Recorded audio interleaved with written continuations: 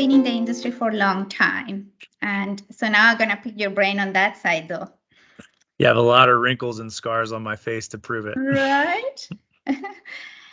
If you were to describe in one sentence the most common pitfall in the integrity and the corrosion programs, what would you say? One sentence is all I get, huh? Well, no, you can expand. That's okay. I think the world is changing. And as I said before, I think there's a lot of money in the past that has been spent on, and budgets that have been spent on inspection. And I think you have to adapt to new times and new things and new ways of thinking, because there's less workers in the field. There's more safety, events. Everybody wants to be safer all the time. And so I think folks are starting to learn that inspection isn't the only tool that they have to get better data. And I think folks are now looking at all this money and time and budgets every year that they put into inspection. And they're saying, once I find a place that I know has an issue, how can I monitor it without having to send people into the field to go do that?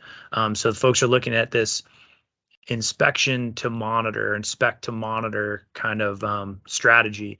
And, not every place needs to be monitored after it's been inspected, but the places that they do find that have interesting inspection reports are perfect places to monitor and see if you can make changes to either remediate or to know more about, the health of the asset, of when you need to make, do a turnaround, or, use a different alloy pipe instead of carbon steel, or make more informed decisions using more of a monitoring approach as opposed to an inspection approach. So I think times are changing. I think, before we hit the record button, Monica, you and I talked a little bit about some of the trends that the different asset owners are facing about not only hiring quality people, but getting them to stay. And all of these different folks, are running very, very lean in a lot of cases, and need more help and more data to make better decisions. And I think that's really where Sensor Networks is trying to go. That's why I know where Infinity Growth is trying to go, to really just help these folks, do things, work smarter versus working harder in an environment that is always getting a little bit more challenging and more demanding.